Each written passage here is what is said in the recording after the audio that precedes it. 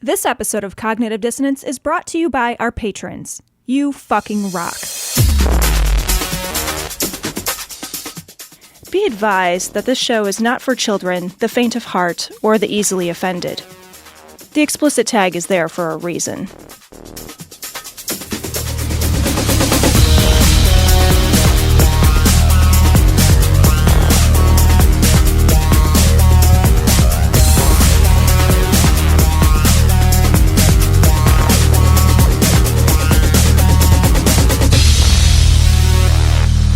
Recording live from Glory Hole Studios in Chicago, this is Cognitive Dissonance.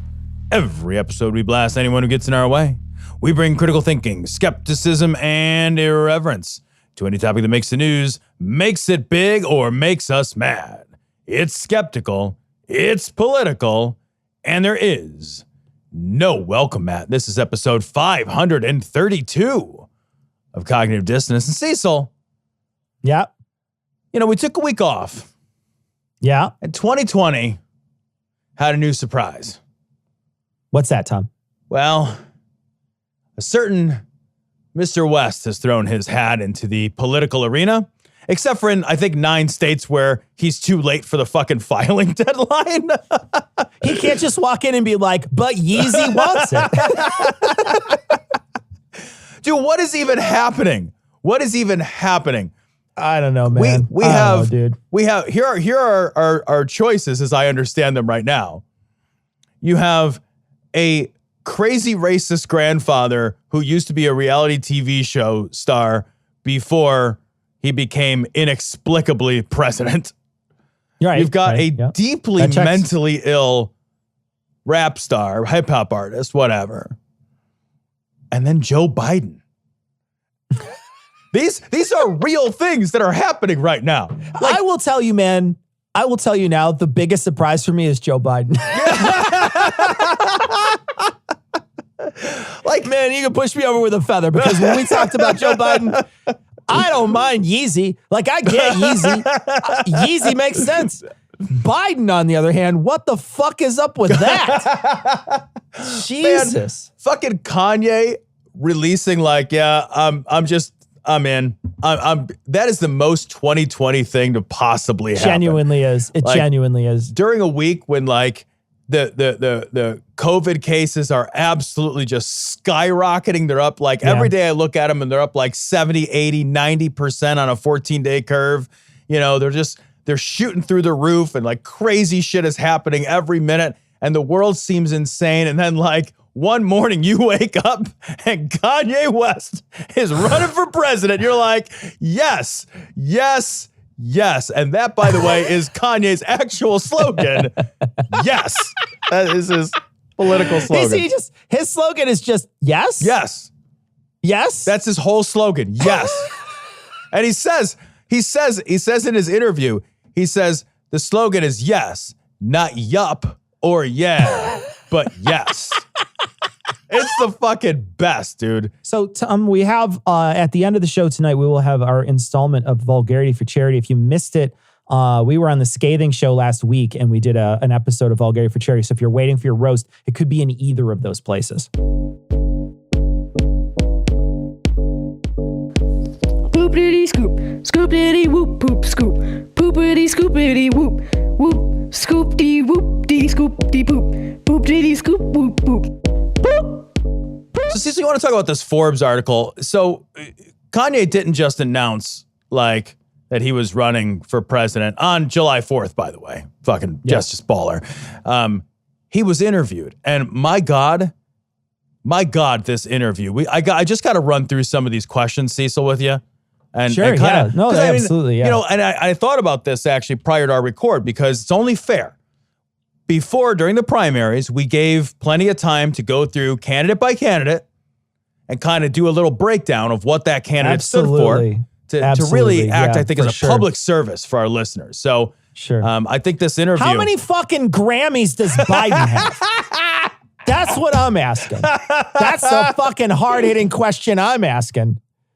All I want in the whole world... I mean, obviously, Kanye is not going to become president.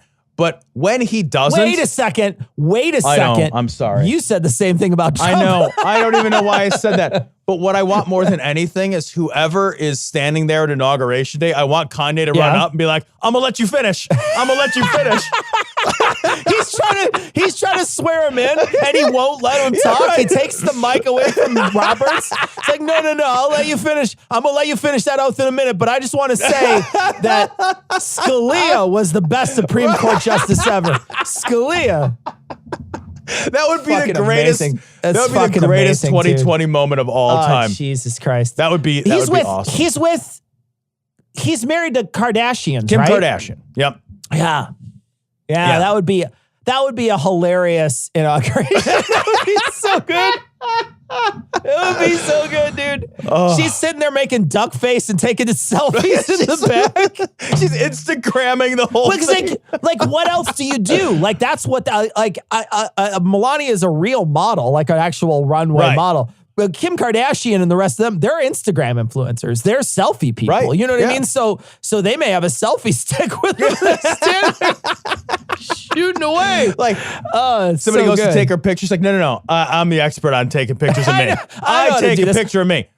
Look, okay. I made a whole lips out, camera up. There we go. We're good. It's like I have made a multi-million-dollar career out of taking pictures of myself. Man, more fucking power to them, though. I gotta tell you, like more fucking power to them. I don't want to disagree. I don't made more money taking pictures of themselves than I'm gonna make working my whole life. So we actually did a citation needed episode in an upcoming episode. I don't want to reveal what we did, but we talk a little bit about Instagram influencers in it. And I watched a documentary with her in it, and the amount of money that she makes, Kendall Jenner, I think, makes post off of fucking, per post is like $250,000. $250,000 just to post one thing. If that's not fucking winning, I don't know what winning means. No, I don't get me wrong. I'm envious. Yeah, I say these things out of envy. It's not to try to attack them, because like they clearly know how to market themselves and sell to people way better than I ever could. Oh my God. You know what I mean? They're so good at it. $250,000 for 10 minutes worth of work. Tops. You know how long a citation needed episode takes me? Motherfucker. God damn it. Why couldn't I have been pretty? I know. God, am I not pretty though? God, I wish I were pretty. Let me tell you. All right, so we got to go through Kanye. I don't want to give him short shrift. All right, so absolutely, on his natural political party. Good for you, Tom. Good for you. Here we go. You are fair and balanced. That's what they say about me. On his natural political party, I would run as a Now, okay, real quick. This will start off not being utterly insane, just improbable. And as we go through, there's clearly going to be a tonal shift on his MAGA hat moment. One of the main reasons I wore the red hat as a protest to the segregation of votes in the black community. Also, other than the fact that I like Trump hotels and the saxophones in the lobby. He likes smooth jazz. He likes to come by and get he likes to be serenaded. You can't hate a guy for that. He just likes a Trump hotel for the saxophones. Saxophone. Look, I like the Westin because of what they play in the elevator.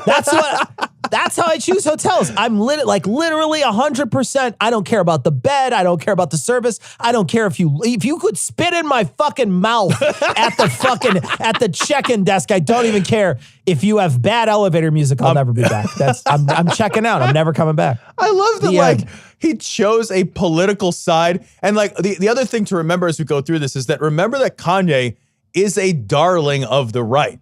Like the right has absolutely embraced and they held him up as an example.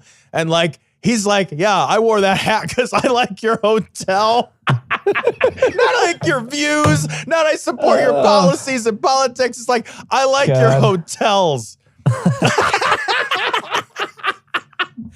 We should each, Tom. Yeah. We should each get hats for our favorite hotels. Oh, we should. Like our favorite hotel I already have one. It's a chains. MAGA hat. I'm gonna get a Paris Hilton hat.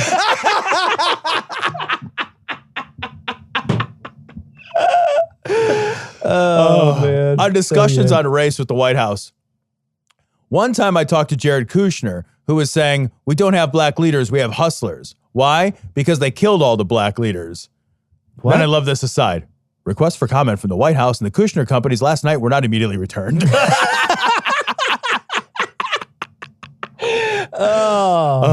You think you gotta wonder?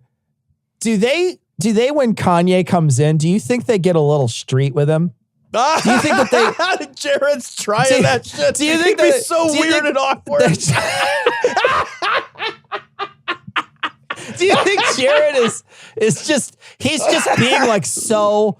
He's just committing microaggression after microaggression after microaggression. He can't stop himself. He's just over and over and over again. Like he's communicating with Kanye in such a cringy way that you just can't, you almost can't look away. That would be my favorite shit. Someone needs to make, SNL needs to make that. That would be so good. I would so never good. stop watching that. On Democrats, that is a form of racism and white supremacy and white control to say that all black people need to be Democrat and to assume that me running is me splitting the vote. All of that information is being charged up on social media platforms by Democrats. And Democrats used to tell me, the same Democrats have threatened me. The reason why this is the first day I registered to vote is because I was scared. Wait, no, hold on. No. You cannot continue. Yeah. No, you can. Okay. No, you cannot All right, continue. We'll pause. You cannot continue. He wasn't registered to vote He's never until voted the in his day life. until he did this article, Tom? Yeah, until he declared. Yes. He figured they would fact check him. What is happening right now? He's just like, vote for me. I'm giving it a shot. He's never fucking voted. He didn't even vote for Trump He has in the last never election? voted in his life. Never vote. He is running for president and has never once engaged the democratic process, even as a citizen participant. And he was running for president. I'm just fine at this point with the COVID. Yeah, I'm like, I know, you know what? right? Just come on in. You know what? You can fucking crinkle up my toes like crinkle cuts or whatever you do.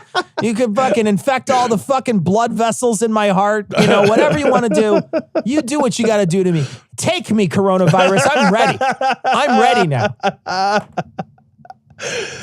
The reason why this is the first day I registered to vote is because I was scared. I was told that if I voted on Trump, my music career would be over. I was threatened into being... Well, you wear his fucking hat. You don't have to vote for him. Yeah. You're already fucking advertising for him. Your one vote is worthless in comparison to you putting that hat on one single time. Yeah. Also, like, nobody has to know that you voted or who you voted for. Right. Like, you're not wearing a camera at all times that you have to turn on. You know you're holding that camera, right? We don't scream it like the Hunger Games when we walk out of the booth.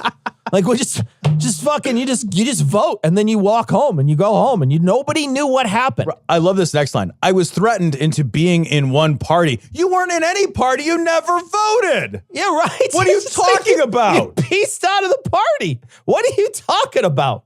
I was threatened as a black man into the Democratic Party, which you were never in. You didn't vote. And the thing is, it's like you could be a Democrat and never vote, and you're not a Democrat. Right.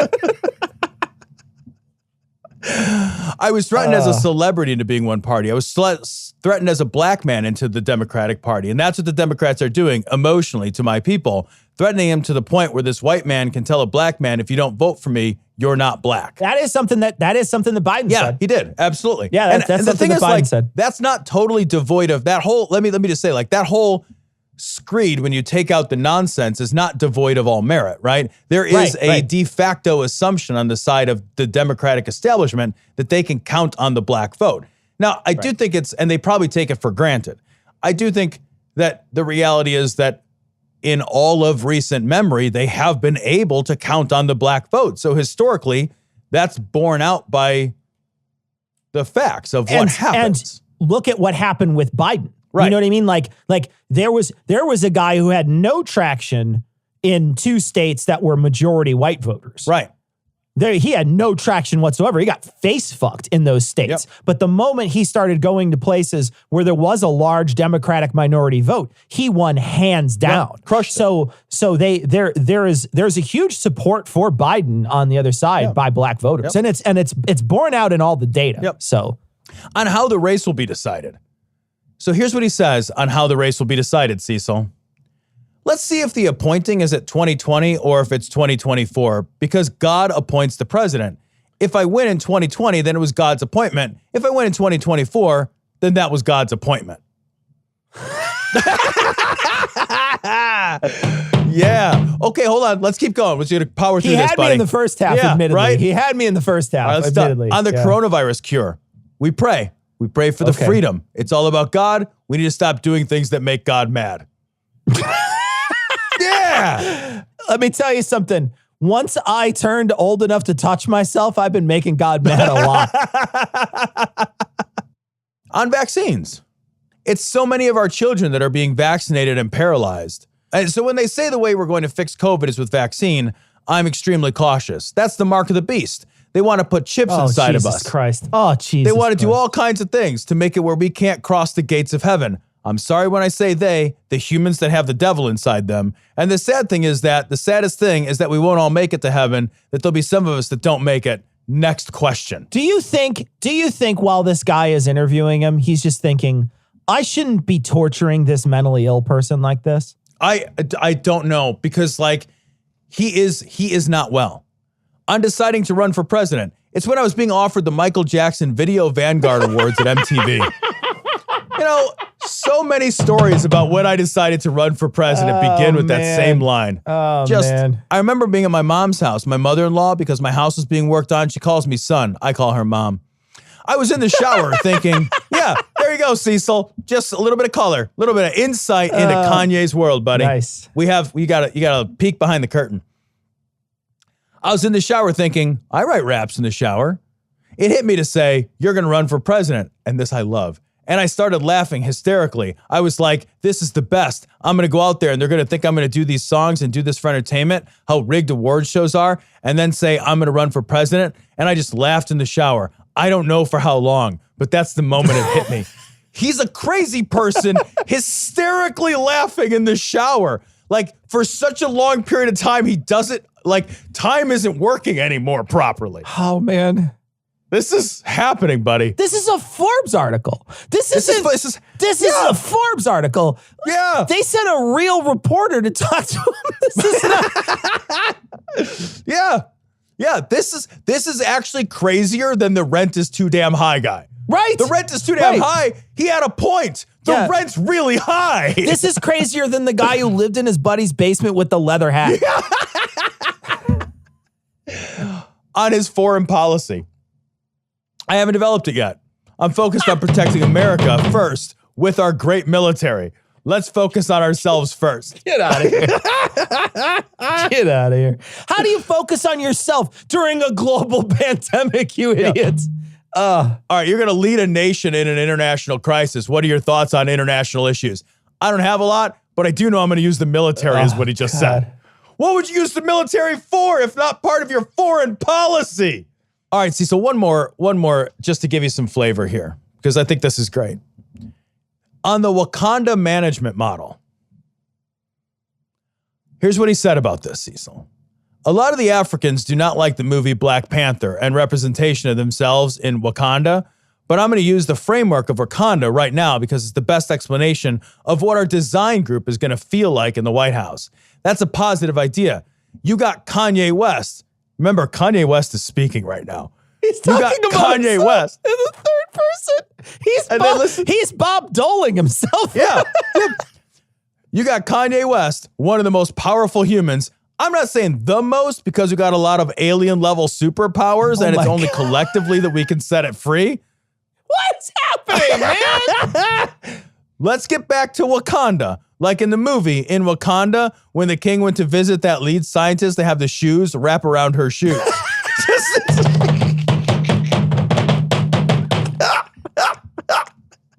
Running for president, guys. Wait a second, read that one more time. Yeah, I got you, buddy. I got it. I need to know that I got it. All right. No, because this is like Tom. Like I understood his foreign policy. I understood his foreign policy, but here I'm a little shaky on this. I'd like rewind. I got you. I'm here for you. Sure. Cecil, I'm here for you, buddy. Yeah. All right. Let's get back to Wakanda. Okay, yeah. Like in the movie, in Wakanda, when the king went to visit that lead scientist to have the shoes wrap around her shoes. Just The amount of you're dying over there. It's like she has regular shoes and then like high tops form over them and then they suddenly turn into snowshoes and then like transformer shoes. Eventually they're like big cars and she's trying to walk with giant cars on her feet. Oh God, I quit the show. No. Wait, let me finish his answer. There's still more? Come on, man. Buddy. He goes on after the shoes. After the shoes?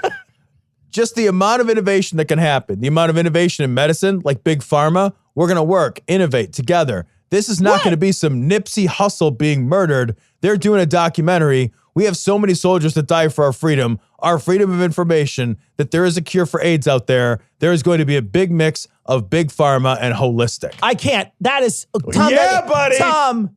Yeah, buddy. If somebody doesn't get across their chest, that's going to be a big mix of pharma and holistic, where thug life normally goes, you're doing life wrong. Okay, so you guys, that's there's a lot more here, but this is that's Kanye. That's Kanye. Neat. That's his he's running. Neat. Yes is his slogan. No would be my response. I have to throw that out there as a counterpoint to his slogan. Counterpoint. I would say Hard no. no. Yeah. Gonna go with no. Genuine question though. Yeah. Yes. Yep. Genuine question about listening. him. Yep. Who does he take votes away from? You know, if he gets votes, is he taking away votes from Biden or is he taking away votes from Trump? I think he'll take a handful of votes away from Biden, but not many. I don't think he's going to be politically significant at all. Yeah. No, I think this is just some sideshow. But seriously, 2020 bullshit. Seriously though, if he gets enough people and he gets on the stage with those two for a debate. Oh my God.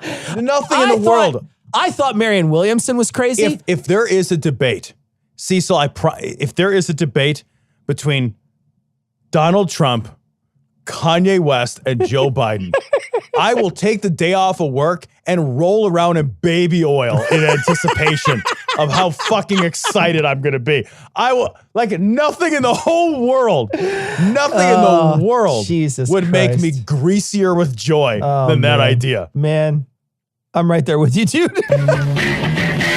Real life situation number 2. You're at a friend's house. He's having a barbecue. He's mugging you. All right, he wants your money to buy crack. So what's the first thing you're gonna do?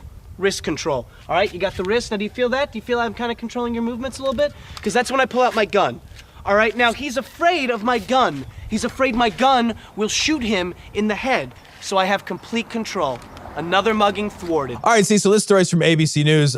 Father's lost to young son in arm wrestling leads to shooting and 8-hour standoff. Wait, I want to say though real quick. Can I just say before we get started that it led to gunfire. Shooting means shooting. This is like a clickbait article. Like it didn't lead to a shooting of a person. A building got hurt. It wasn't like the guy shot a gun off. He didn't hurt anybody with the gun. So it's like it led to a shooting. It did not lead. Okay, yeah, technically a gun shot, but the shooting sort of implies that a person was shot, not just like a thing. It's such a clickbaity article. But anyway, go ahead. So the nuts and bolts here is deputies learned that Zimmerman was intoxicated and challenged his juvenile son to an arm wrestling contest. And I love this part. When Zimmerman lost multiple times, he became agitated. Multiple times? Could you imagine? Do it again. You didn't go on 3. You're going to go on 1, 2, 3. He's getting his ass kicked. I like to think, because they don't tell you the age of the kid, I like to think he's like a 7-year-old. Beating the shit out of his dad. Oh my God. Good. You know, I got this story because I remember when I was 13 or 14. My dad used to roughhouse with me. Did your dad roughhouse with you at all when you were growing up? My dad did. I actually used to arm wrestle with my dad when I was a kid. Did you? My dad never let me win. He never let me win, not a single time. We would lean backwards, like with our whole body and our legs, like try to like pull back, and he would fucking turn his hat around and he would fucking slam our face. He's like, fuck you. It's like flipping a switch. And my dad was like old man strong because he was a truck driver, and I had no chance. Even when I was older, I had no chance. My dad was a strong dude, and he'd just be like, boom. And he was a skinny. My dad dad had the most hilarious body. He was like skinny all around. He was skinny and gangly all around. He had a huge pot belly. So he was so funny looking because all his arms and shit were all skinny, but he was strong. He was a strong dude. And I remember he just like, boom, he'd fucking wreck us. We were all little kids at the time, but he was just like, fuck you, peon, get away from me. And so I kind of sympathize with the kid in this. Beat your dad if you can. That's the key. When I was I was 13 or 14, somewhere right around there. My dad used to roughhouse and like wrestle around, and like, then like, I remember there was one time where we were wrestling and I won. And he stood up and he didn't say anything and he left the room and he never, ever, ever roughhoused with me again. He was just like, it was just that moment where he was just like, fuck. Old. Well, like it just crushed his spirit. The thing is like there's two lines and they have to intersect somewhere unless one of you dies early or something. You know what I mean? But for the most part, it's those lines will intersect as he's going down in age. You're coming up, and those lines will eventually intersect. You know what I mean? There's gonna be a day, Tom, when you can't roughhouse with your kid unless they're so weak that they just never can do anything. Which I was just thinking of the boys in my charge. I know, yeah. The thing is, like the internet has not been kind to humans. So I think that there may be something to it, but like there's a possibility if they ever get active that there's a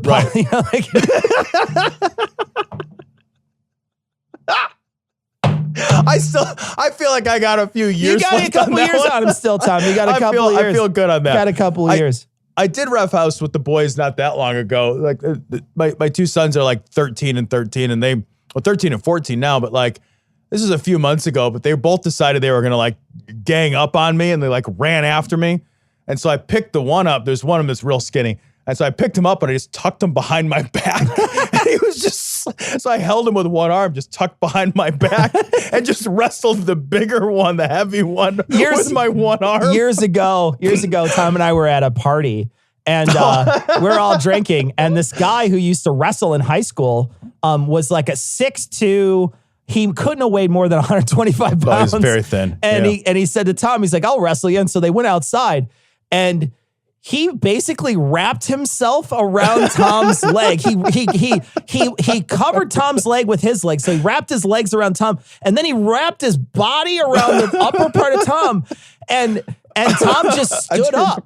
And then he walked away, and the guy was on his back, sort of waggling.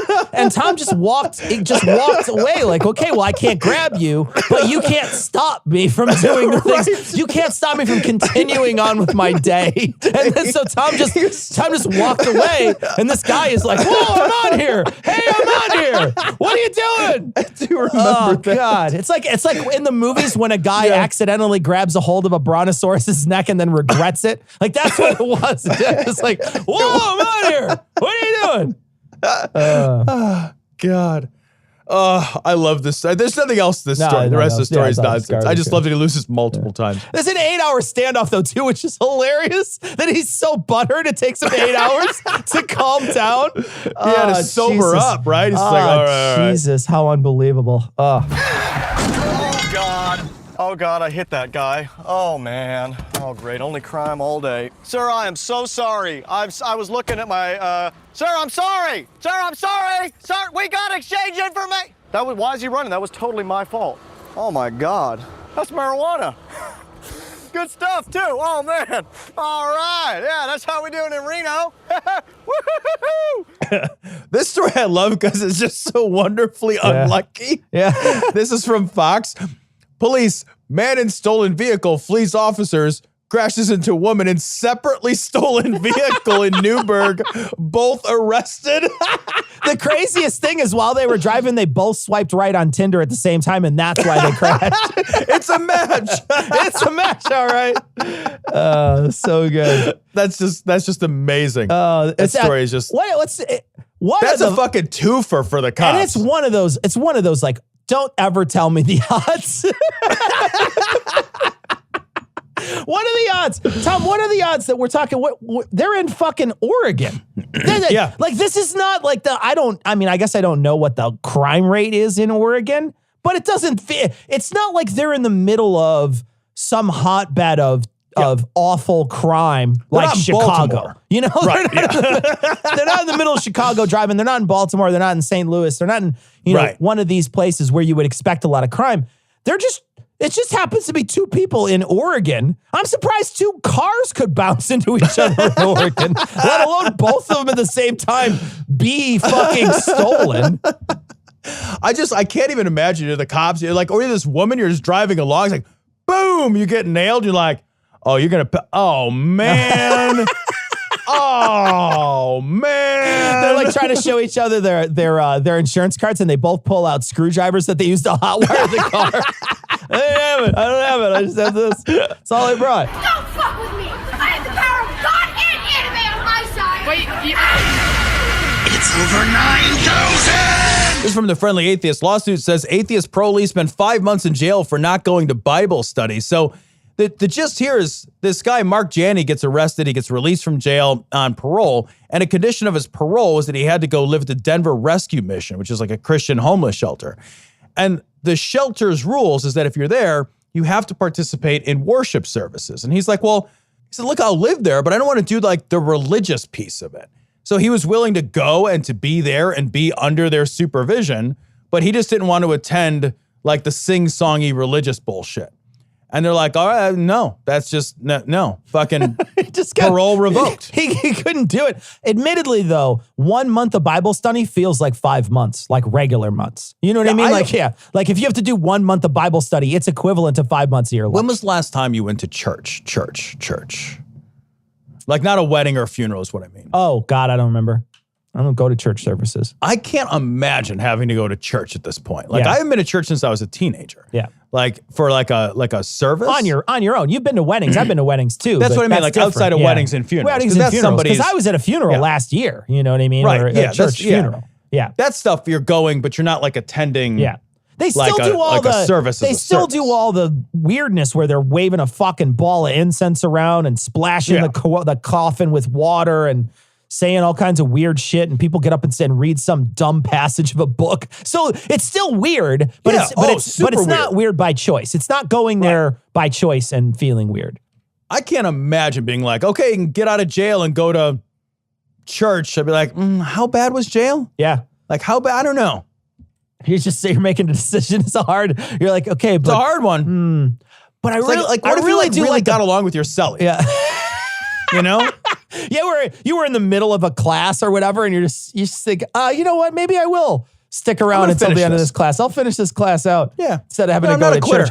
You know, this reminds me of though, Tom. It reminds me of the AA thing where they make you they make you have to have some sort of belief in a higher power, right? And it's all just another level of control and bullshit that atheists have to go through to, just say, look, I don't believe your fairy tale. I don't believe it. I don't embrace it. It's not part of my life. I don't care about it. I genuinely don't care that other people are going to church. I think it's probably a bad waste of your time, but you could do what you want. It's your own fucking choice, right? Go to church. Right. You want to go to church? Go to church. Makes you feel better. You get community out of it. Whatever it does for you, I don't care. But the problem is that, like you shouldn't force me to go to church. I won't force you to listen to my show. You know what I mean? Like what the fuck? Right. I won't force you not to go to church. Like, it's just like, let's just like let each other like have our own fucking decisions. Doesn't make me more, better, less crimey because I will. There's plenty of fucking religious people in jail. Absolutely, man. And there's a reason why they also indoctrinate them when they come out. They're indoctrinated when they come out, but I suspect that they're mostly indoctrinated while they're inside. Oh, I think so too. Yeah. And these places are a lot of times like big money for-profit organizations. China has total respect for Donald Trump's very, very large brain. They call her Pocahontas. I am the chosen one. You are fake news. Okay, I am the least racist person. Look at my African American over here. Look at him. The camera. Grab him by the pussy. Stop it. Tom, I want to talk a little bit about Trump this week. There's some stuff that happened with Trump. Trump lost a big court case this week. The Supreme Court, in his tax he was going to show everybody his taxes, and then he's kept on saying no. And then there's been financial requests of his financial paperwork and records, and he has blocked those in court.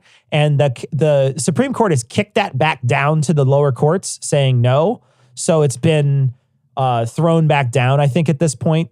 So it's a loss for him, because I think he was expecting that since he packed the court with his hand-chosen people, that they would then be his puppets. Loyal to him, and it was actually 7-2, so it was a big decision. Well, and there was a 5-4. Weren't there 2 decisions about his taxes? Yeah, that were I think made? there was 2. Yeah. So there was, if I recall, I believe that there was one that was made that pushed it back down to the lower courts, and that was whether or not Congress had the ability to subpoena his tax records. That's right. You're right. And the one that he's just straight up lost. 5-4 with Gorsuch writing the majority opinion, he straight up lost, was whether or not prosecutors had a right to view his tax or his financial there was records. 2. You're right. There was 2 this week. Yeah. Yeah. So that's real interesting. The people won't get to see those in time for the November election, but prosecutors investigating conduct, they basically were like, look, if we're going to have a rule of law, it means nobody's exempt from it. Right.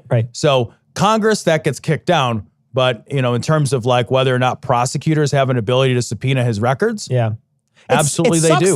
Fuck you, dude. It sucks that we won't be able to see him, because he lied to us before about saying he was going to show us his tax records, and he never did. And and now, you got to wonder where all those people are, where they because he's been blocking it the whole time. And you got to ask those people who voted for him and who continue to support him. Don't you want to see that? Don't you want to know where that money's going to? Why do you just give that a pass? Why do you give that a hand wave? I don't get it. And if there's nothing there, then like, wouldn't the light of day just silence your critics? Yeah. Tom, I want to play a video right now. This is from the Lincoln Project. I'm gonna turn you. I'm gonna be able to see again. You're gonna be able to see it. I'm gonna turn you. Oh, this is exciting, Cecil. So here we I can go. see it really nicely too. So here we go, Tom. This is I'm gonna play the audio for the audience. I'm gonna put a link on this week's show notes for this.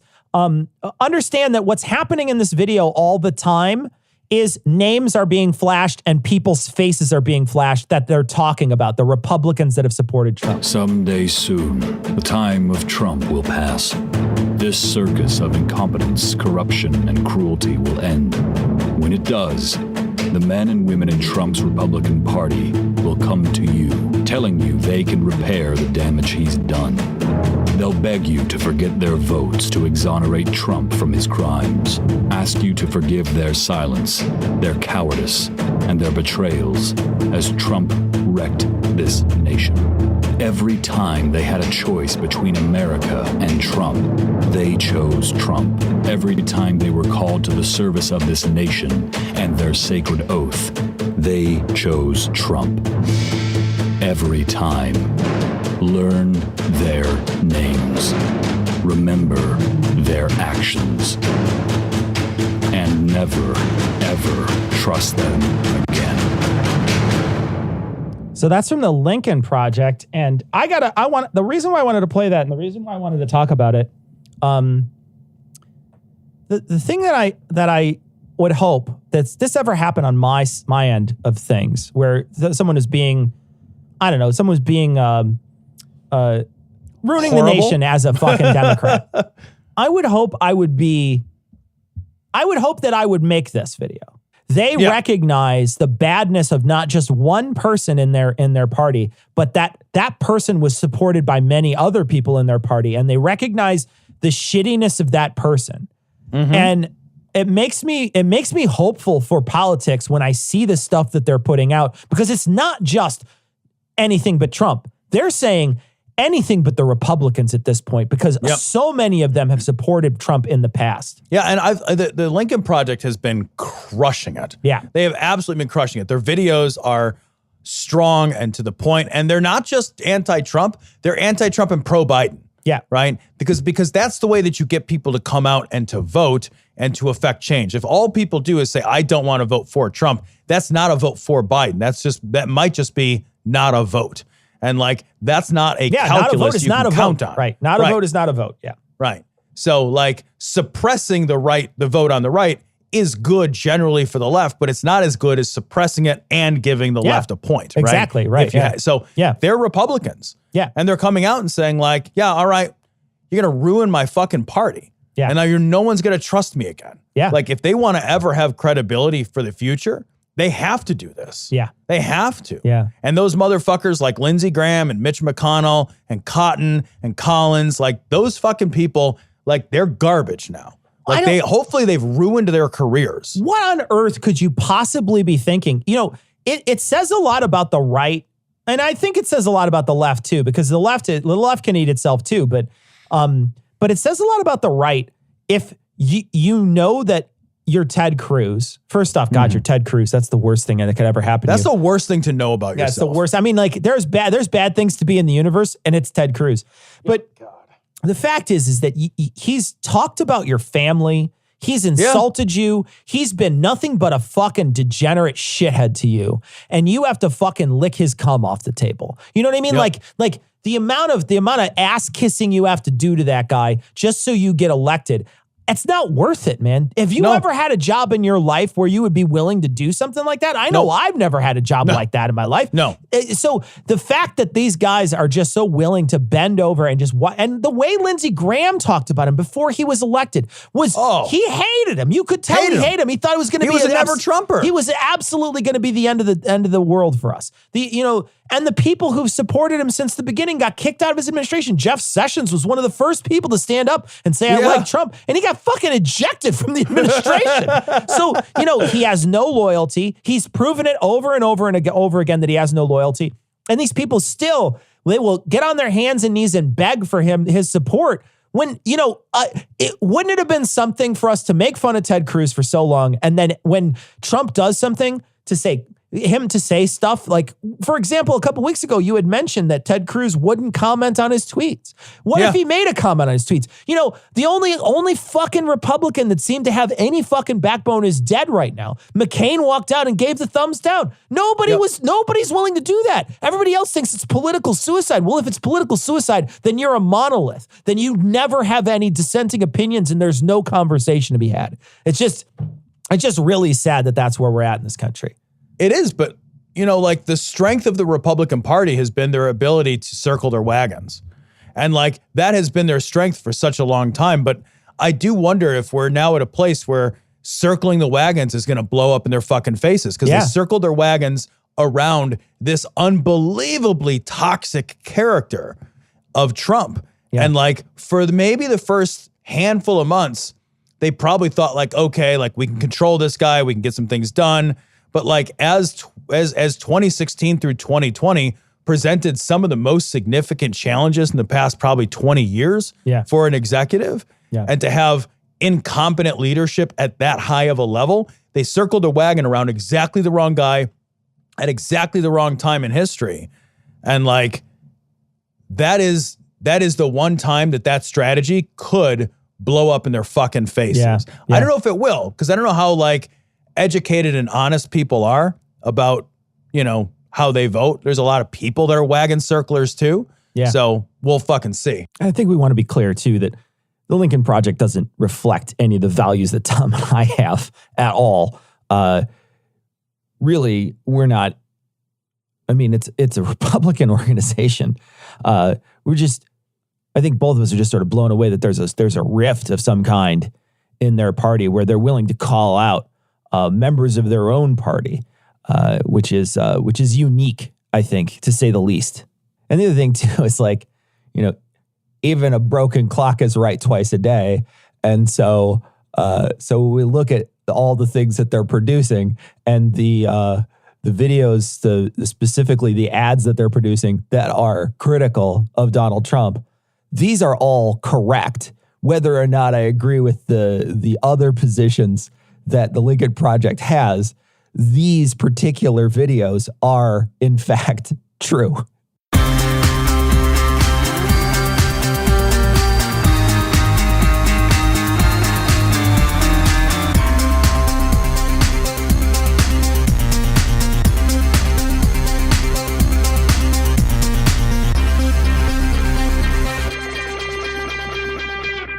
Well, we were all forced to take a month off this because of Eli's negligence. So I want to welcome back the two guys that do the heavy lifting on all their shows and the one guy that rides on their coattails. And I'll let you guys fight about which is which. Noah, Heath, and Eli from the Scathing Atheist. Gentlemen, welcome back. Hey, Cecil, I found these coattails fair and square, and no need to be bitter just because I grabbed onto yours as well a couple of years ago. It's like a nice double. You're very heavy. You're very heavy.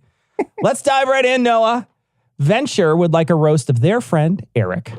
Yeah, no, Eric is proud of his Scottish heritage, but like in a lazy ass didn't bother to learn anything except kilts and bagpipes kind of way. So congratulations on being the infinitieth person to glom onto the two shittiest non-cuisine aspects of Scottishness and on being like whatever, ever so slightly more historically accurate than a Mel Gibson movie. Eli, Matthew would like a roast of his wife's ex-husband, Justin. Oh my God, it's a human chin strap. Kim, what were we going for here? Did we not get the failed Tony Hawk clone we had asked for Christmas? He looks like the picture in a medical textbook for protopubescentalism. Do you know this word? You made that word up and you don't know what it is. I did. I love you, man. That's amazing. All right. I did it. That's amazing. Cecil, got one for you here. Michael would like a roast of Pennsylvania politician Pat Toomey. I've seen some people with ladders of wrinkles on their forehead, but this guy looks like he has a whole American Ninja Warrior course up there. He's pro-charter schools, anti-environment, traditional marriage. It's like all the hedge fund managers all touched rings and became a really twisted Captain Planet. All right, next one's for you, Eli. Beth would like a roast for her 10-year-old son, Nathan. Okay, so little backstory here. Nathan, who is 10 years old, brought $25 from his piggy bank and asked for us to say lots of swear words at math, which is adorable. Oh my God. Nathan, you are our future. So Nathan, listen up, buddy. Math is a poopy butthole. It's the poopiest butthole that ever pooped out a big shitty poop. It's such a big fucking poopy butthole that other asses who try to poop out of their assy gassy buttholes for pooping, they can't. Because math used up all the poop. That's so good. I was very proud of it. He's 10, He's though. 10, Nobody so he likes can math. hear that, but I couldn't be like, math will fucking suck my dick and I'll come on its tits. So I had to do a roast that she could like segment out and play for him. I'm going to keep both just and let her choose. So yeah. Sounds good. And Tom, Rachel would like you to roast her mother-in-law, Glendora. All right. Well, Glendora believes that all of her bad actions are caused by demons. Nice. Kind of, Glendora. But like, only if demon is a shorthand way to say the shitty, mean-spirited, petty, weak parts of you. Or again, like another shorthand would be to call them Glendora. That would work too. Like, hey, Glendora, when someone in your family is going through a tough time, you know what they don't need? You. You are not wanted. Nope. Not in times of crisis to pass shitty judgment, and not in times of joy to spoil the moment. Nobody wants you, Glendora. And it's not because you're imperfect or because you have demons. We all have demons, Glendora. It's just that at this point, that's all you are. You are a collection of your own mistakes. And the only one at this point that forgives you your trespasses is you. Everyone else is sick of your shit. Okay, Cecil, got another one for you here. Will would like a roast for his grandfather, George. Okay, this is the guy that wouldn't attend his granddaughter's wedding because she wasn't a virgin. Hey, What? Grandpa Patriarchy, even T.I. is shaking his fucking head at you. Were you married 3 times? Where did you find 3 different virgins all born in the 1920s? You look like someone age-apped Anthony Fauci, except you're issuing your own stay-at-home order. All right, Keith, how about a roast for Casey's Uncle Carl? Okay, Uncle Carl. He looks like he's been kicked out of a Chili's for yelling about how the financial crisis of 2008 was caused by too much regulation and somehow fitting a slur word into that and getting kicked out of a Chili's. And the reason he looks like that is because that literally happened. That's a real thing about Uncle Carl. So if you're picturing the skinny guy from ice hockey on 8-bit Nintendo as a very badly chosen mannequin at Brooks Brothers. You fucking nailed it. That's Uncle Carl. And Eli. And he didn't get to finish his queso. Fuck you. And Eli Owen gave us the very proper $169 for a roast of himself. Yeah, because if ever there was a man who looked like he could 69 with himself, it's Owen. So I went down like a rabbit hole for this roast. So Owen is a hash house harrier, which is what? Alcoholism with costumes.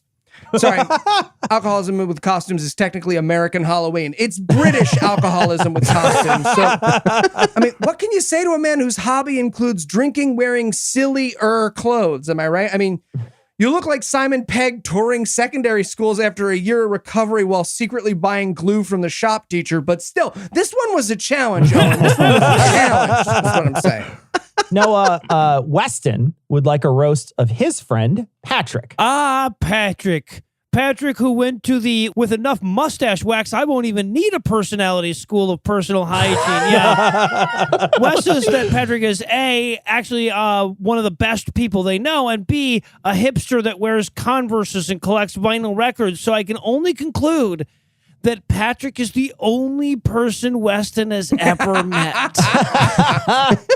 Tom, Chris gave us $200 to roast her mom, Irene, and Irene's husband, Carl. Man, bad day to be a Carl, am I right? Who the fuck are you? I'm Carl the Pegacorn. I'm a character on the scathing shows. Yeah, if you say so. Irene, Carl, you guys deserve each other. That, by the way, that is not a good thing because Carl is a rapist. And Irene, Carl is the best you could do. And Carl, Irene's standards here are, it's okay, you're a rapist. So don't get any big ideas on either of your values here, all right? In an ideal world, people like Carl and Irene would be torn apart by a pack of wolves, but we don't live in an ideal world where horrible people are justly savaged by vicious dogs. So I guess I'll offer this condolence, Chris. If we are nothing else to ourselves, we are the architects of who we are. And there is no mirror in the world that will fail its duty to reflect back to Irene and Carl that they are monsters and that there is no return for them to decency. They have squandered themselves. They have wasted any chance they might have ever at self-respect. In every moment, they cannot escape what they are, what they have done, and they can never undo the past. There will never be a world that forgets or forgives that they wake up in. And I promise you that they know that. All right. Well, there's one thing we can all admit about Vulgarity for Charity. It has gone to the dogs. Did you write that for real? Jesus Christ. Yeah. This year, we received no less than 45 dog roasts, which leads us to only one conclusion. It's gone to the You dogs. must really hate your pets. Now, as much as we'd like to have Heath roast all these dogs, and while we take a snack break, we're going to chip in. So, gents, are you ready to make Michael Vick proud? Oh, shit. I asked a question. Are you ready to make Michael Vick proud? Yes, Sensei. All right. Eli, why don't you start us off with Lee's dog? Oh, look at this adorable little asshole. If a face could say property damage, it's Lila's. Hey, Lila, bring it in. Lee adopted you when no one else would, so maybe X-nay on the iding bay before you end up somewhere really terrible, like New Jersey? I'm just saying, Lila, weigh your options. Yeah, Lila looks like there were 102 Dalmatians, but the family was okay with Tulsi Gabbard getting one, so that's what happened. Okay, Heath, how about one for Joel's dog, Lily? Okay, well, Lily looks like a dog from a coloring book, but there was only enough crayon for the face, and her body, it's all white, so it looks like she's wearing blackface, or like burnt sienna face. It's like she got a spray tan with Donald Trump. It's not a good look. Noah, how about some brutal honesty for Laura's dog, Baron? Yeah, okay. Here's some brutal honesty for you. It's a German Shepherd named Baron that tortures your cat. Laura, I'm pretty sure your dog is a Nazi. Okay? He's not just chewing holes in those blankets. He's trying to rip out a Star of David to pin on the fucking cat. All right, so Cecil, I got a dog for you to roast, or Suve, or whatever it is you would do. Let's hear about Patrick's corgi, Ein. Corgis look like small dogs cosplaying as like real dogs. They look like anime dogs. Everything's either shrunken or exaggerated. They're like a Republican penis, man. They're just crazy. And Tom, since I know you don't really go in for this stuff, how about a roast of Evan's goat, Banjo? What? A goat. Banjo? Yeah. Why the fuck would you name something without fingers Banjo? That's stupid, Evan. You named your pet a stupid name. But then you have a pet goat. So, I mean, what kind of fucking pet is a goat? Were you just sitting around one day thinking, oh man, I wish I had a pet with the eyes of Satan that likes to climb on top of everything and just stand there staring maliciously into the middle distance while shitting 1,000 dime-sized turds everywhere it goes? Man, that would be an amazing pet. That's goats, Evan. Okay, we're going back to people now. Eli, Karen would like a roast of the governor of Alaska. All right. Well, if proud of farting in an elevator full of nauseous children could have a face, it would be Mike Dunleavy. And by the way, his head is way too small for his body. It's really crazy. He looks like God switched his head onto like a John Madden action figure, oversized version. Nobody had the heart to tell him. But his head is also enormous, so it's way too small for his body, but the head's enormous too. He looks like a giant got Zika. No, how about a little sting for Ethan's dad, Philip? Yeah, right. Yeah, no, Ethan sent me a picture of his dad. It's way the fuck off in the distance. And at first I was frustrated because that makes my job harder, but then I read the description and I decided that's as close as I'd want to be to that asshole too. It's like one of a member of the fucking Boondock Taints. Also in the picture, Philip is holding a chainsaw, and from what I learned in horror movies, I can only assume that that's because like when your face reaches a certain level of ugly, you just get one of those as a consolation prize. All right, Cecil, I've got a tricky one for you. Mikkel gave us $100 for a roast of his family. Have at him. Okay, it's $50 a roast, man. He gave us $100 and he wants fucking 8 people roasted? No. You seem like the kind of person that calls to get a free fridge and then asks if they can deliver it across state lines. Okay, 8 all in one roast. Here we go. If they recast Fast and the Furious with your family, it would be a whole movie of you driving in the right lane 5 miles below the speed limit using your turn signals. You look like if you all formed Voltron, you'd be a vaguely lion-shaped lump made of couch cushions. That's great. Tom, Sandra would like a roast for their school advisor, Gary. All right, Sandra, Gary's afraid of you. He was always afraid of you. That's why people pull the old, you'll do great, welcome, fuck you, why are you even here shtick. He's terrified. Not that you're going to prove him wrong, but that you're going to prove him right. You'll confirm what he knows about himself, that he isn't up to the job, that he's lost, he has nothing to offer, that he's a teacher unfit and unworthy of students. Gary was terrified of you, Sandra, and he should be. Because in the end, the only thing that can happen is what is inevitable, that his house collapsed around him while you went on to bigger and better things. Which is pretty much anything that doesn't involve Gary's Midas touch of shit. All right. You know what that means. Eli's back on the show, so he scripted more sound effects than a morning DJ. Yes, it also means it's time for another This category is concepts, so feel free to get as heady as you like. Big thanks to Sarah, Dan, Lick, Steve, Terry, Jeremy, Jay, Andrew, Chris, and Colton for their donations. Eli, you're first. You're crushing insecurity. Oh, crushing insecurity. Well, you are nothing but a personal ghost. A wet picnic blanket on a sunny day. You are the monster that follows me up the basement stairs, and guess what? You are just as real. God, I hope I did that right. I feel like I didn't. I feel like I went too heady and I should have asked for Noah's help to write it or done like a Tom thing. Very good. These are all so late. Yeah, you don't have enough natural confidence. That's true. It was terrible. All right, Heath, anxiety. Okay, just looked it up. Apparently, anxiety is a state of nervous apprehension, often about an imminent event. But thanks to 2020, You're extinct. Deal with it. All the imminent catastrophes are fucking happening right now in the present. So suck it, anxiety. You got replaced by screaming about the present. Eat it. Face. There's no place like home. There's no place like home. The Kentucky electorate. Oh, wow. Yeah, a challenge here is finding an insult that the Kentucky electorate hasn't already bestowed upon itself. We're talking about people with standards lower than Mitch McConnell's jowls. People as fucking shallow as Rand Paul's political philosophy. As Amy McGrath's candidacy shows, even your goddamn liberals are a bunch of conservative assholes. Jesus Christ. We're talking about people who have the legal right to not be in Kentucky anymore and don't exercise it. What else is left to insult after that? Except Kelly. I have a challenge for you, Cecil. Somebody wants you to roast suicide.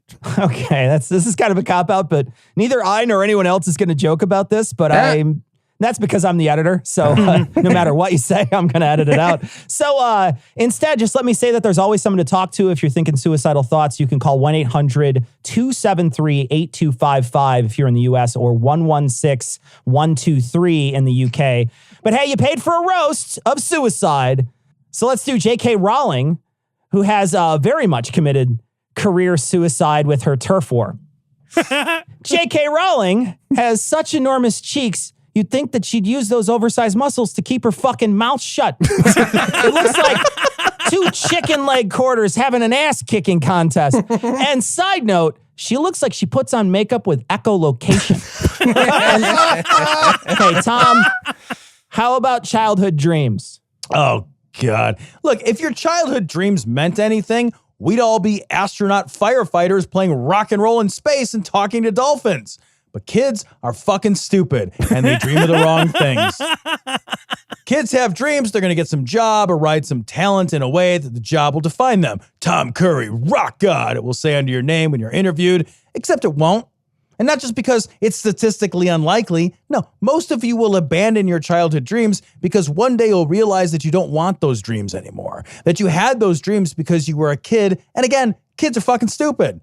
You'll replace the dreams where something you do defines who you are with dreams of a life filled with meaningful relationships with people and with work and with yourself. And you will abandon the dreams of childhood because as you mature, you'll understand that the path to real joy always leads back to yourself. That and you're too fat to be an astronaut, loser. Mostly the second thing. All right, Keith, aerodynamic stalls. Aerodynamic stalls. Fuck. What? Wow. Okay. Well, first of all, fuck you, whoever made me read about this and learn about this. Apparently, an airplane, while flying you through the sky, can just like stop working and stop flying if the body gets angled a little too much. I was already skeptical about flying. I don't think it's real, but whatever bullshit they made up about thrust and lift and go fuck yourself. Now there's a very real counterspell that happens with like a 15-degree tilt. And pilots have to deal with this to make sure they safely deliver a metal tube of plague flying through the air. Flying is a fucking Ponzi scheme. I don't think it's real. But aerodynamic stalls can kill you. Man, it's like the Social Security system. That's weird. Meat eaters. Meat eaters are next. Meat eaters. Meat eaters are like if people who picked their nose and ate it couldn't stop bragging about how amazing boogers taste. Like, I know, it's probably bad for me. And like, I guess people don't like it, but then I wouldn't get the sweet, salty crunch, those little blobs of joy in my mouth face. So yeah. They're not bad for you. Gams doodly doos, whatever that means. I don't know what that means. Oh, those are jokes that we already made earlier in the show, but in skit form, Cecil. Brutal. Because that was harsh. Because sometimes you need to take a break from the recorded and advanced show, and without the doodly doos, we would have to remember the last thing we said using nothing but our memories. The fact that the show is scripted, and the fact that it's recorded. Excellent. Whoever chose to have Eli roasted there. Lovely. and Cecil, this one's for you. I was actually going to do this one myself, but I couldn't pick the right words. You know what I mean? So let's see if you can give us a roast for choice paralysis. Can there be a more privileged and bullshit anxiety than choice paralysis? You can't make a mistake when you're choosing the color of a Kleenex box, man. In the time it's taken you to decide, the trolley's already killed all 6 fucking people.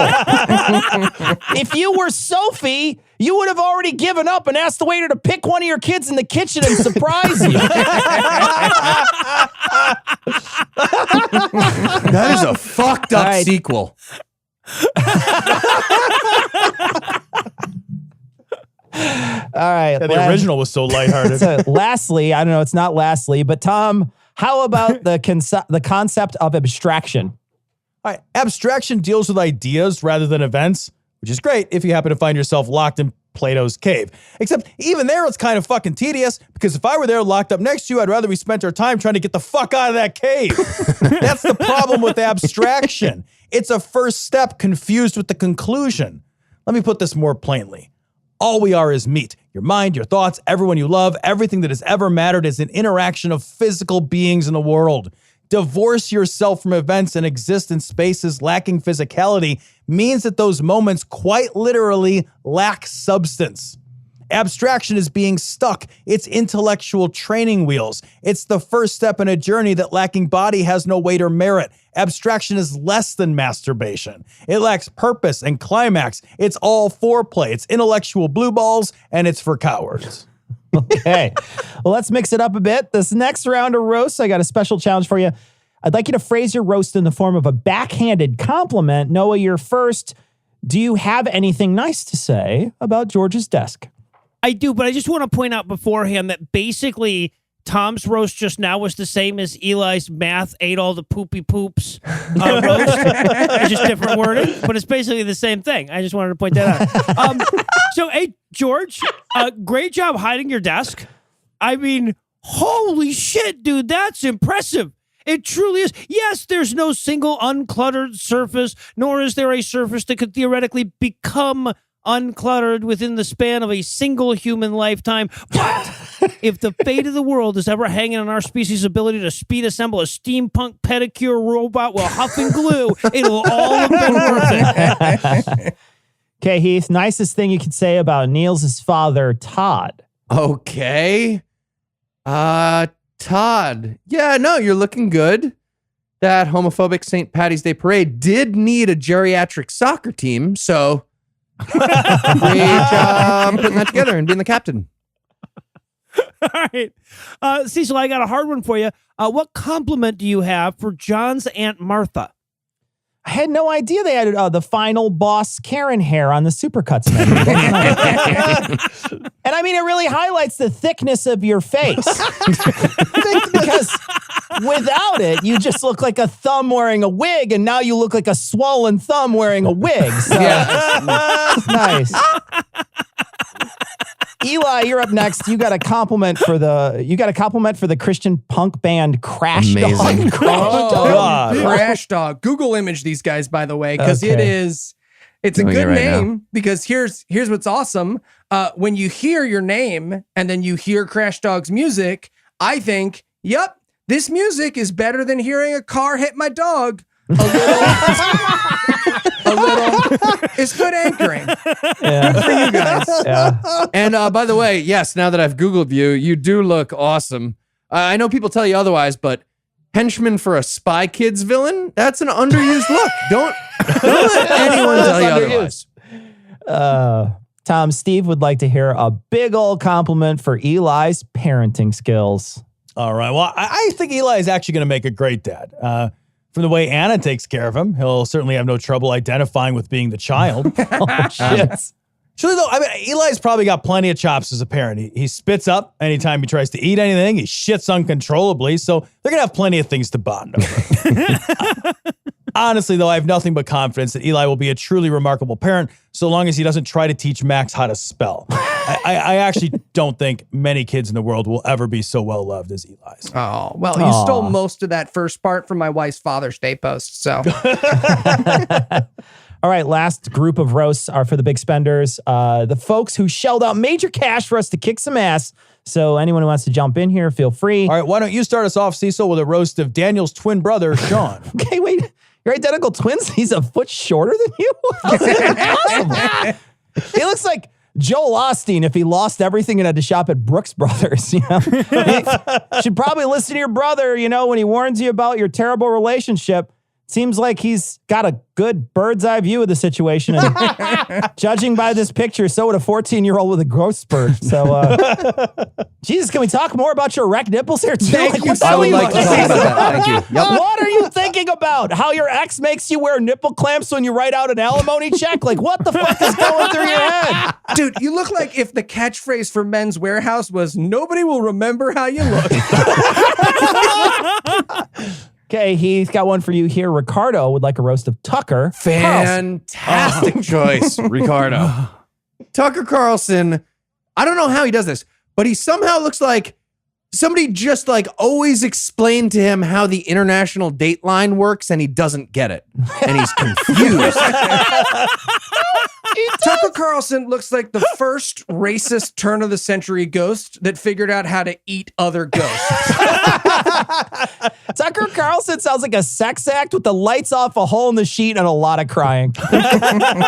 Okay, Eli. Rain wants a roast of Severus Snape. Do your worst. Oh, Severus Snape is fucking garbage. I'm sorry. Your entire motivation for 7 books is, I wanted to fuck your mom, but she said no. That's your tragic backstory and your reason to Etra for being mean to an 11-year-old? That's like every character in Have literature. you seen how old 11-year-olds are? They're 11, man. What are you, fucking Mark McGrath, you creepy, slimy, bad teacher, bad wizard, bad human? I am glad you died as you made other people live, trapped in a cage with an unwanted phallic metaphor. He was the good guy. I've only seen the movies, but Snape looks like Trent Reznor before he got his GNC sponsorship. Okay, Noah, this next one is perfect for you. Daniel donated $300 for you to roast any taxation without representation person. Yeah, you know, weird how those people are never invoking the phrase to argue that felons should be exempt from payroll deductions. Or that fucking 8-year-olds shouldn't have to pay sales tax, right? The people who Daniel are talking about bringing up because A, they don't agree with every single goddamn tax imposed by their state, and B, they're only able to hold information in their heads long term if it fucking rhymes. So just a quick piece of advice to the deep thinkers in Daniel's life. If your political philosophy fits on a bumper sticker, that's where it belongs. Taxation without representation people all say the bull is cashed before it actually is. All of them. Totally cashed. No, it's done. And finally, Tom Jesse donated $225 for us to roast their friend Jedediah. All right.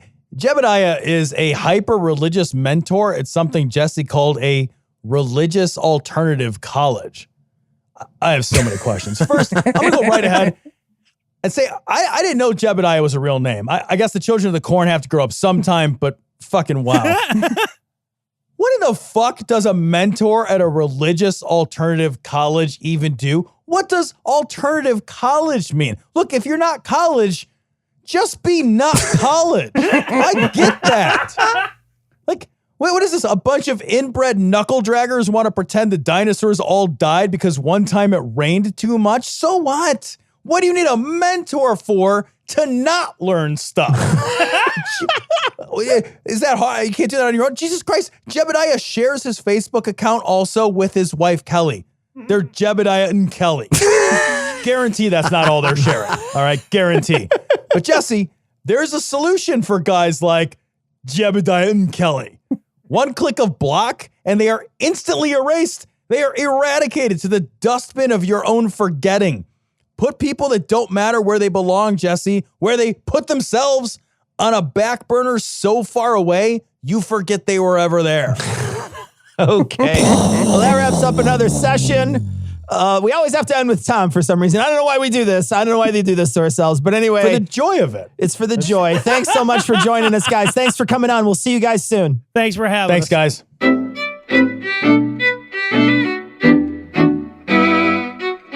So we want to thank our patrons. Of course, we want to thank all our patrons. We want to thank our newest patrons, Zane, Lexi, Simon, Nick, Jesus Loves the Little Chip. Wait a minute. Abigail, Zada, Douglas, Something Stupid, and people who up their pledges, Alan, Oliver, Toast, Alex Travaganza, Daniel, BT, Imposing Beam, Karen, Emily, Totes Not a Ninja, Ben, Torin, John, Perry, Magat Exterminator. Wow. Wow, Jesus. Richard, Patrick, Vincent, Benjamin, Jean-Francois, Dr. Bill, Diana, Amy, Joe, Candace, and Krista. Thank you so much for your generous donations. We are back in the studio, back with internet woes, back with bills we have to pay. And you guys are the ones who keep this show running, and we cannot thank you enough.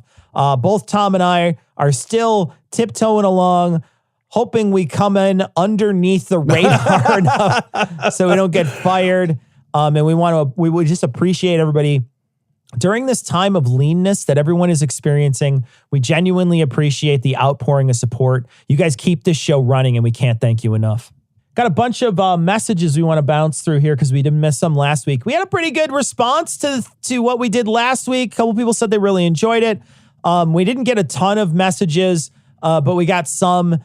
We thought it was a good conversation to have. Yeah. We're hoping to have some more deep dives in the future. Got a message from, this is from a while ago, episode 530. Martin wanted us to know that I had misspoke. So I said the Articles of Confederation when I was talking about the rules for slavery in the Confederacy. He's right. It wasn't the Articles of Confederation. It was I think it was the Confederate Constitution or something like that, where they essentially go through and say, you can't outlaw slavery in any of these states. And then there's also plenty of other writings that show that the Confederacy was all about slavery 100%. That's what the main cause was. Absolutely. The lost cause of the Confederacy literally is a lie. They were not about states' rights. They were about states' rights to own people. Yeah. That's what they were about. Yeah. If you want to check out Lost Cause, there's a Citation Needed episode about that you guys might get a kick out of too. So there's a correction for me as well. So I want to acknowledge that. Dick Cheney did not invent the executive order. Executive orders date back to 1789. So yeah, absolutely. I did not mean to imply that he invented executive orders, but what Dick Cheney did do was come up with the unitary executive theory. And the unitary executive theory expanded the power under the executive branch pretty dramatically by basically saying that the president controls the entire executive branch. And that means that Congress cannot tell the president what to do or how to do it.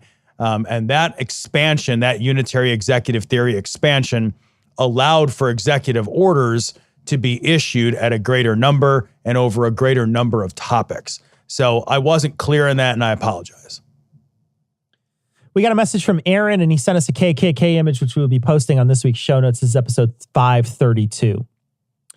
Got a message from Steph, and Steph said, hey guys, my uncle was a Confederate brigadier general. He's got a statue.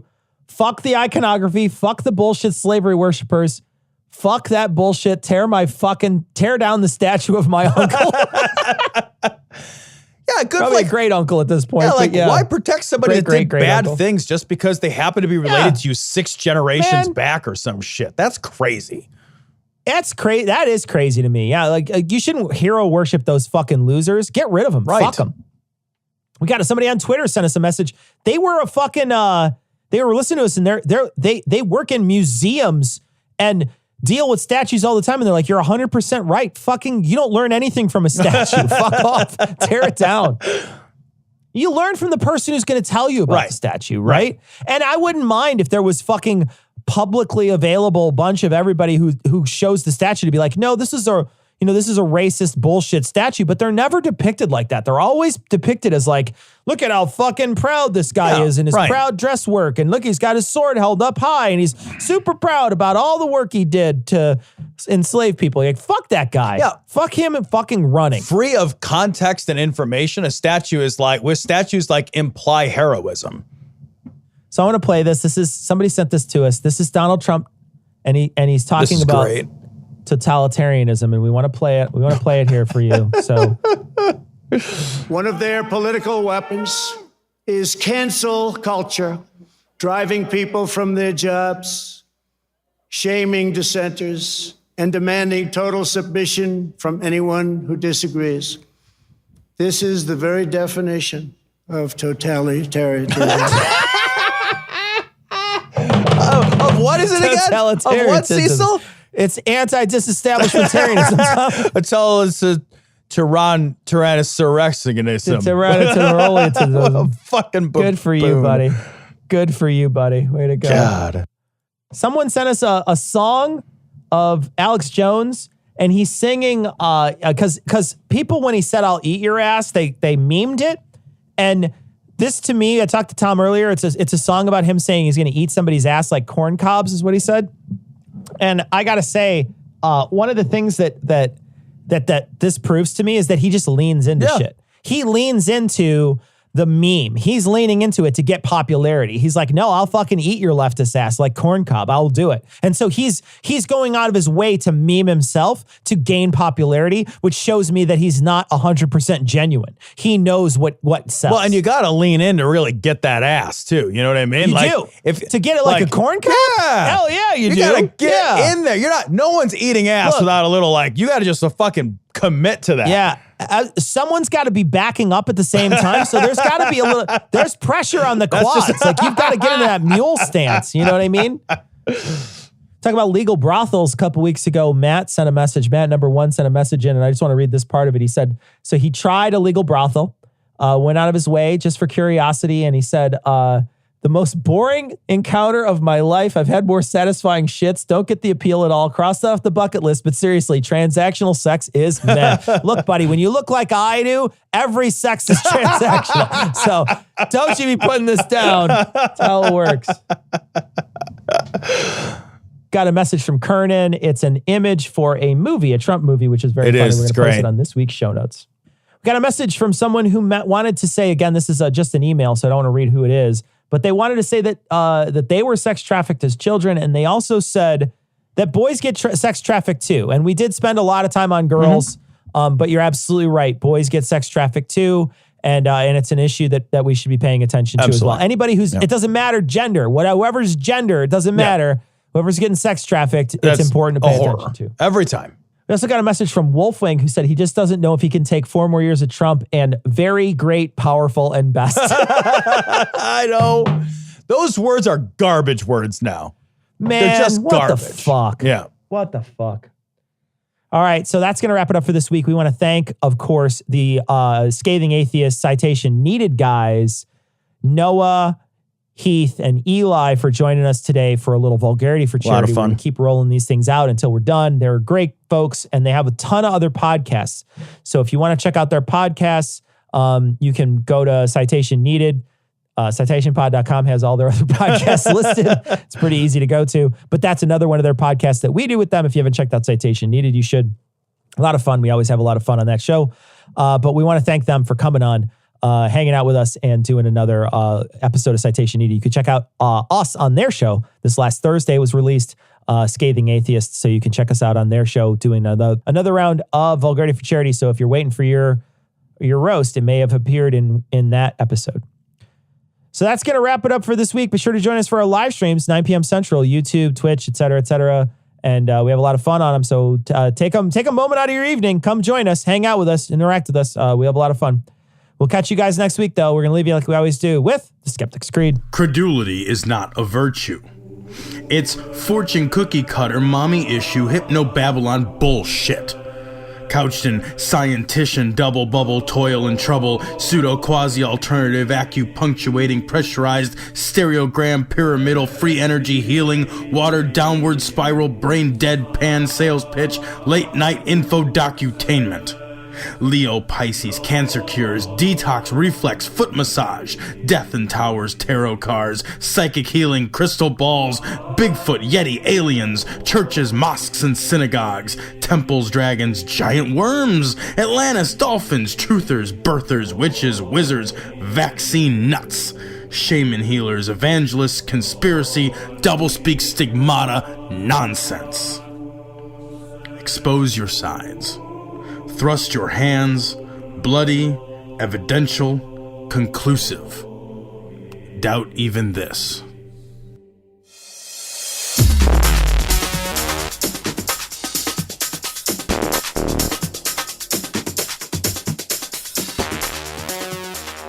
The opinions and information provided on this podcast are intended for entertainment purposes only.